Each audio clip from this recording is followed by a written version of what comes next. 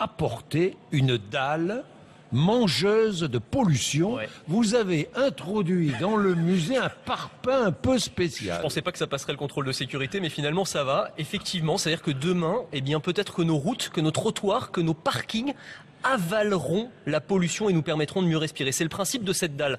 La technologie s'appelle écogranique.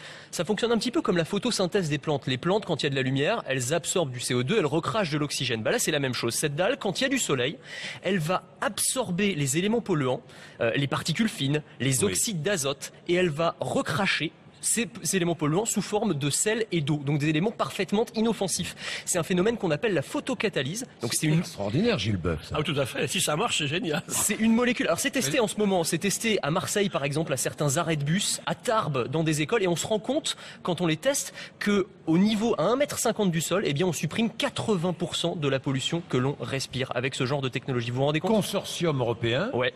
Une PME française Urbat qui est engagée dans cette aventure. Absolument. Absolument. Mais montrez-moi montrez ce parpaing à la caméra qui est là. C'est assez lourd. Voilà. Ça fait 25 kilos quand même. Mais c'est vous êtes costaud. Oh bah oui, moi j'ai sorti les muscles. Alors on voit même apparaître sur le même